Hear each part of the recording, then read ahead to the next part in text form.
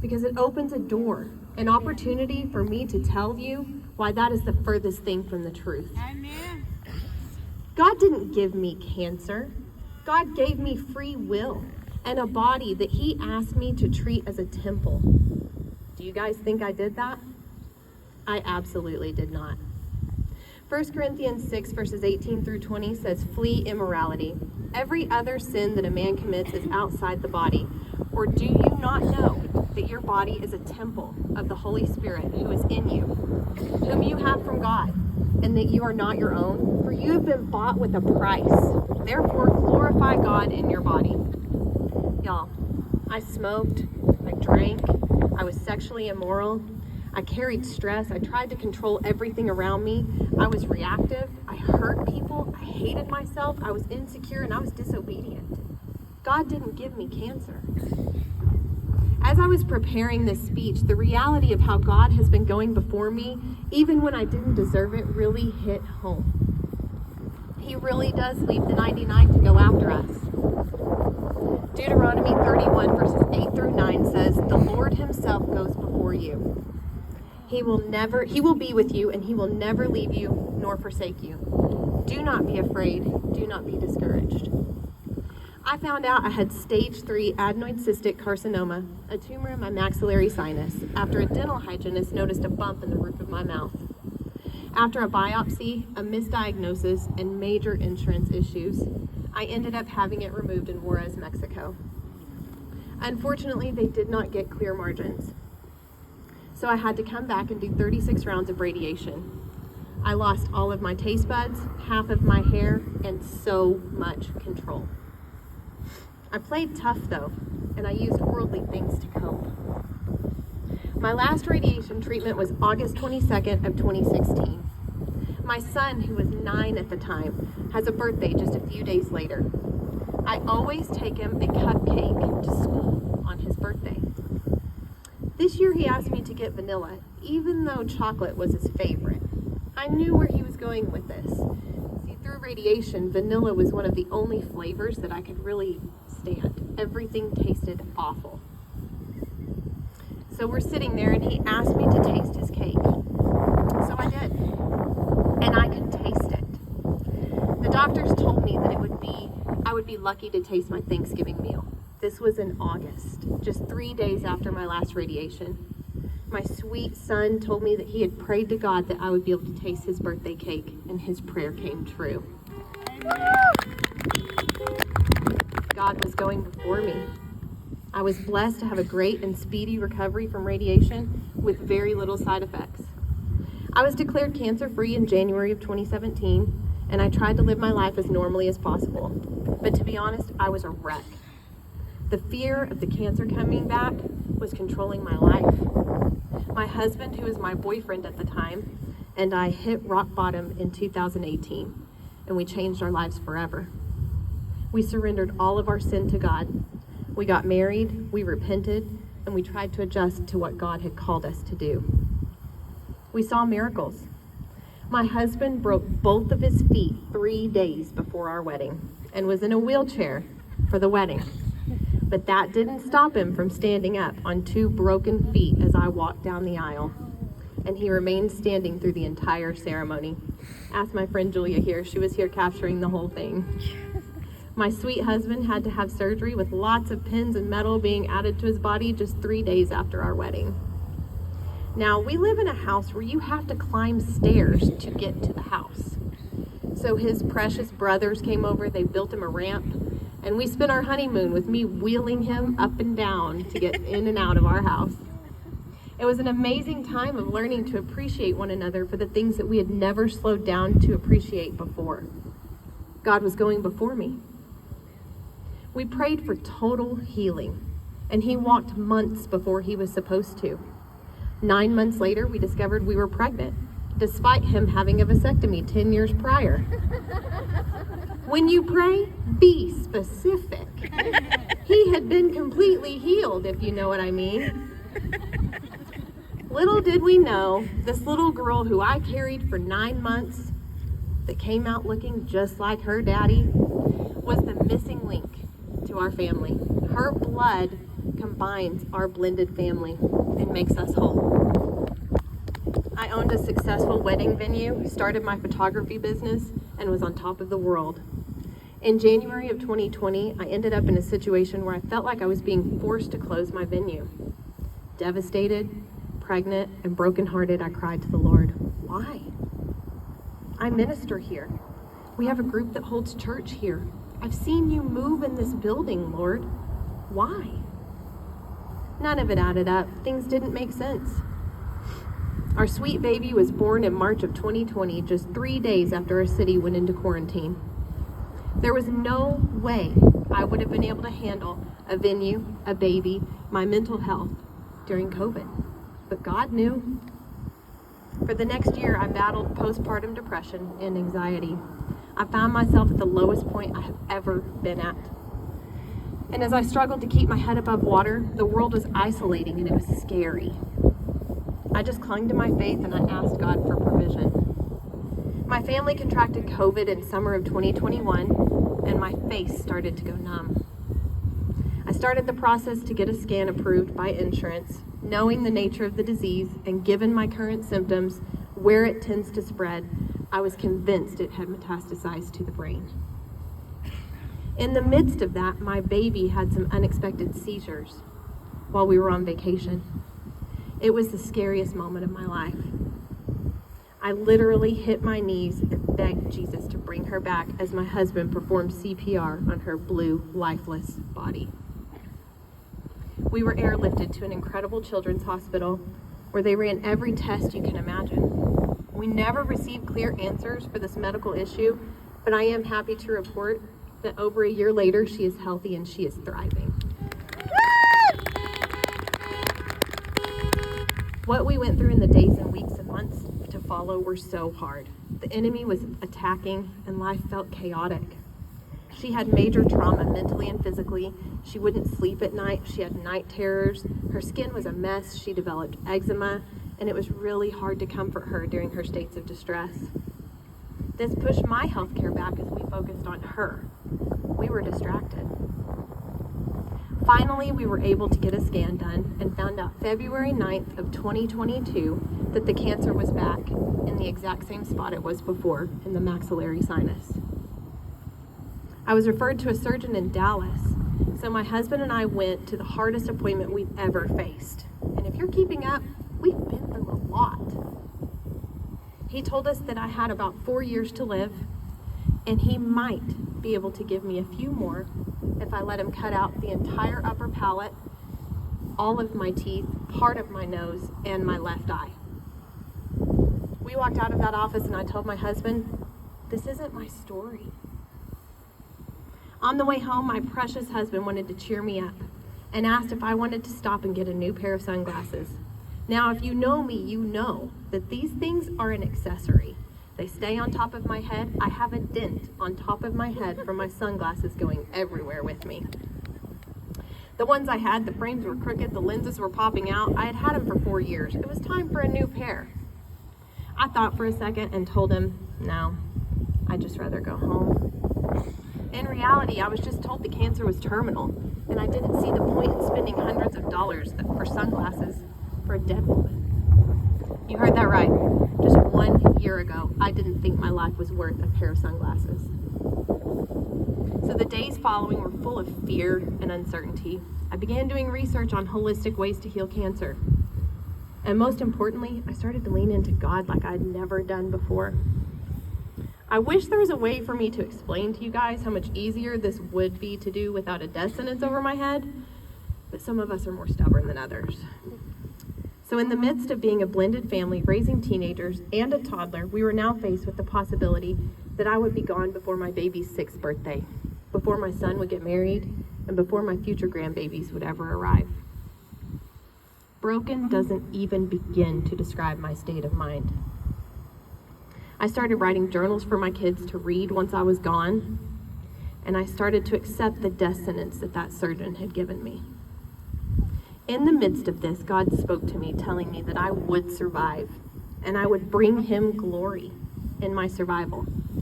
Now, this seemed really far-fetched to me, but I reluctantly listened, knowing I'm the most introverted extrovert you could ever meet, and standing on this stage is sort of a nightmare situation for me.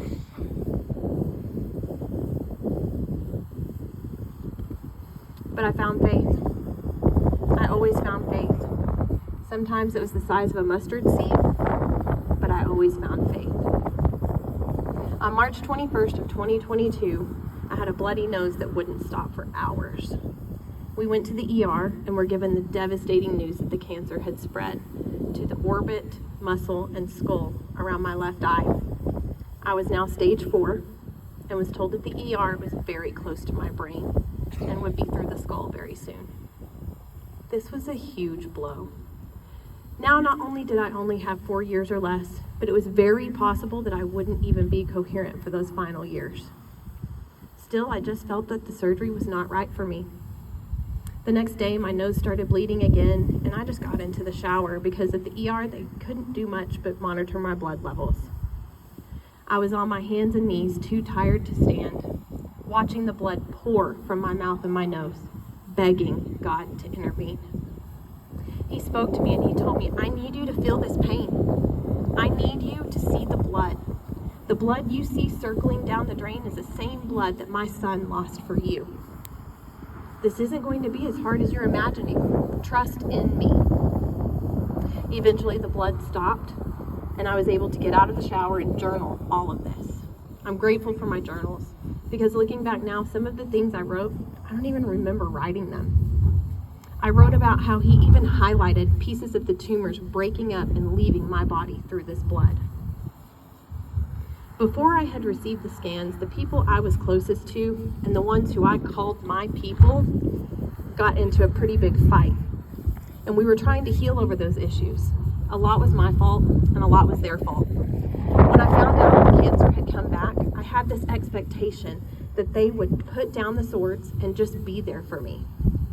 In an honest discussion about it later on, I was told that just because I show love by showing up, bringing food, and helping people doesn't mean that's how they show love, and that I had put some unfair expectations on them. I needed my people, and I felt really alone. Now, don't feel sorry for me here, because so much of this was disobedience in what God had told me to do years ago, followed by some not-so-Christian behavior and frantically trying to set healthy boundaries. I remember crying out one day, "What now, God?" He said, "You will lean on me and you will get out of my way when it comes to them." Exodus 20 verse 5 says, "You shall not worship them nor serve them.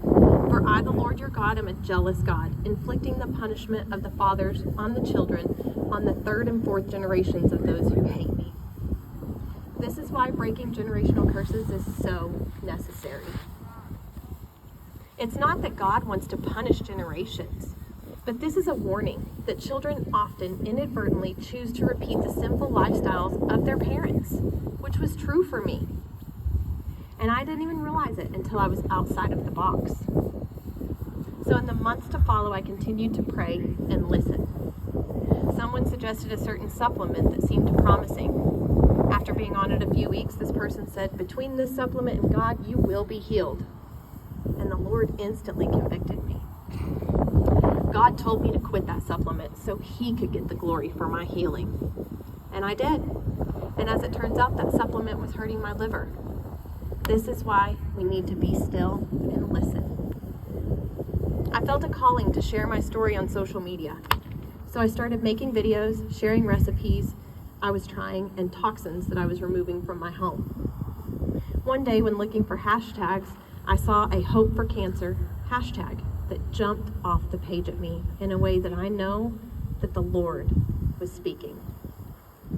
I spent the entire night watching video after video of people doing these holistic treatments at this clinic in Mexico. I knew this was the place God was calling me to go. Now, this isn't a cheap fix. The cost for this treatment was $50,000, which is way more than my husband and I could afford. This was a huge mountain in front of us. But God, Our friends and family started fundraising and raised a significant amount of money. My husband began working double time, and a dear friend offered to loan us the rest with no interest or time frame to repay. We have started paying that back now, and we may be paying on it for years to come, but he always provides. We ended up getting the funds together in less than 2 weeks. Leaving my husband and kids for 3 weeks to stay at a clinic in Mexico was the hardest thing I've ever done. My husband could only stay for a few days because he had to get back to our kids. He was so sad and terrified to leave me there alone. I told him that God would provide a companion for me, and he did. We ended up in rooms right across from one another, and in this clinic that's a big maze, that alone is a miracle. She is my treatment bestie to this day, and she is another reminder to me that God always provides. I did over 200 completely holistic treatments, including laying in a hyperbaric chamber for an hour a day, 3-hour high-dose vitamin C IVs every other day, photodynamic therapy, which involved laser lights going through my veins, blue scorpion venom injections. Yes, it was as painful as it sounds. I alternated between the sauna and hyperthermia, or the pizza oven as we called it. This induces a fever and eliminates toxins. I took wheatgrass and turmeric juice and lots of healthy meals while I was there. I did all of this and so much more in just 3 weeks. This is where I found healing. I had no idea that I needed to heal my mind in order to heal my body.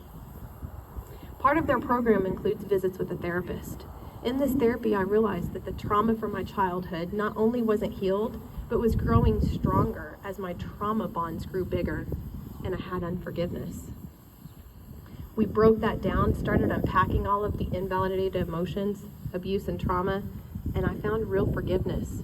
It was so freeing. All while bonding with other patients and finding myself sitting at a table with people from all different religious and social backgrounds. All of us shared our stories and beliefs, and the conversations were so full of love and grace. The realization hit that when you're fighting for your life, who believes what doesn't matter. Of course we want to share the gospel, and we did. However, when we had different views, it was okay. Everyone's beliefs were validated. There was no need to correct or judge each other. We all had the same battle to fight. We were just glad to have each other to talk to, laugh with, and love on. So many conversations led to the Lord. The presence of the Holy Spirit is thick in this clinic. Proverbs 17:17 says, "A friend loves at all times, and a brother is born for adversity." I learned that the people who I once called my people were not suitable for me. They were not there for me through adversity. He replaced those relationships tenfold. First and foremost, there was my husband, who never gave up on me. He supported me through the hard days, and I would wake him in the middle of the night, riddled with pain and fear. He would comfort me and remind me of God's promises. Also, in the months and years leading up to my diagnosis, old friends started to resurface. One I reconnected with at a funeral of a dear friend that we lost to cancer. Another moved back here from out of town and has become one of my very best friends. One had been lost in addiction for years and reconnected with me after finding total healing. One of my sister-in-laws randomly asked me to go to lunch with her, and we loved it so much we made it a weekly habit. Another of my sister-in-laws had already started down a holistic path. She reached out often, and she taught me a lot. My beautiful friend Julia here, I met when I was 14 years old, and we reconnected about 5 years ago. Now she makes special trips and phone calls to make sure that I'm okay. See, God was quietly building me an army, and I didn't even realize it. I have 2 best friends that have been there with me for decades, but God refined the rest of those who had access to me. When I needed people the most, God sent me an abundance of extra support and love while building up those who were already fighting for me. My sweet kids, the joy and love that they bring made the hard days so much easier. Lifelong friends and their parents rallied around me. One friend sent me personalized Bible verses every single day. Another called me every morning on her way to work. Another calls me every day on her break to encourage me and love on me. One of my besties and a mama of my sister-in-law are nurses. They were able to comfort me during hospital visits. I was never alone. Our friends and mentors who we met at church were praying over us with their children and loving on us every step of the way. Our elders of our very large church came to our house, prayed over me, my daughter, my home, and blessed our house. They took me to a very old chapel where they've seen healing. They laid hands on me and prayed over me, and I actually felt a pop in my sinuses as this was going on. This is when I learned to stop begging God for healing and to start thanking Him for it. I stopped saying, I have cancer, and I started saying, God is healing me of cancer. Yes. They ministered to my husband. Yes, we can thank God for that. Yes. They ministered to my husband and supported him through this difficult time. The first person to ever pray over my husband and I when we found ourselves completely broken has now become a good friend and a major support to me. Extended family members not only fundraised but had churches, friends, and even their children and their friends' children praying over me. They sent me cards, journals, and sweet gifts of encouragement. I had a card to read every single day when I was in Mexico. And they even prepared cards for my husband and I when we got home. Our dearest friends and family took care of our kids and brought food to our house every day and started a group to organize meals and basically made sure all of our needs were met while I was in Mexico. See, God was going before me. As my 3-week stay in Tijuana was ending, my husband flew in, rented a car, and drove me 16 hours home. I had had some extensive dental work done and was unable to fly, and I really wanted to get home to my babies. Arriving home was beautiful and hard. I was in so much pain from the dental work irritating the tumor that I honestly thought this might be it. I have a really high pain tolerance, and I have never felt pain like this. So my mother-in-law dropped everything, packed up, drove 4 hours to come stay with us for over 2 weeks while I got a routine down while my husband worked. My cancer warrior friends from Hope for Cancer and I have started a group chat, and the love and healing that still comes from that every day has been a huge part of my journey. Guys, God even put people on the airplanes, both of them, on the way to Tijuana. People He knew I needed. One day in January of this year, I had been struggling with a sinus infection. The cancer had grown into the bone behind my nose, the muscle around my left eye, and was all over my maxillary sinus.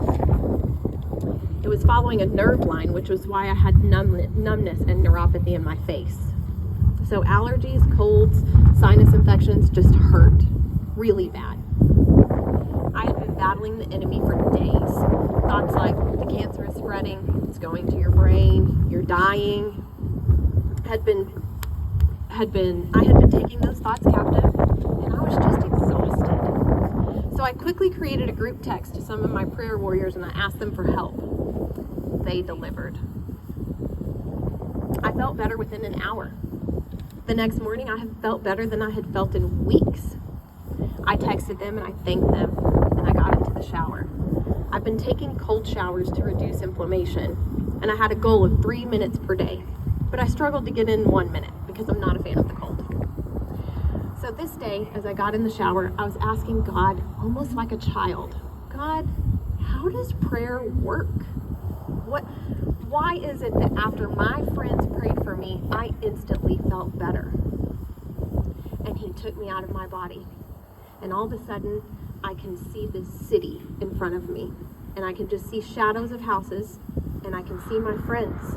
And as they're praying, orbs are going up into the heavens. And as the orbs reach the heavens, angels are coming down. So one of these angels surrounds me like a mother hen surrounds her babies. And she covers me with her long, silky, flowing feathers. And through these feathers, I can see a battle taking place. A battle between angels and demons. And the more prayers that went up, the more angels came down, and the angels outnumbered the demons, and they were easily defeated them. Then I snapped back into my body and realized I had been standing in freezing cold water for I don't know how long, and it felt like hot oil was being poured over my head. I have never experienced something like that before. It was incredible. And this gave me the reality, the vision of our battles are spiritual. Our battles are not with people. The people that you have problems with are God's people. Our problem are with those demons that are on those people's backs. So when you pray for them, you bring angels to protect them. It changed my perspective. God sent me prayer warriors long before I knew how much I needed them, years before. And the common factor in all of these relationships was Him. All of these incredible people and so many more helped in my healing journey. I wish I could sit up here and talk about every single person to help you guys understand the amount of people He sent to me. From the girls who watch my daughter 2 days a week, to the siblings of my friends, the members of my church and my friends' churches, the men who supported my husband, the love and texts from my sister-in-laws, and the love from our marriage group. But we would be here all day if I tried to list every single person. And I'm going to be honest, I've been up here longer than I'm comfortable with.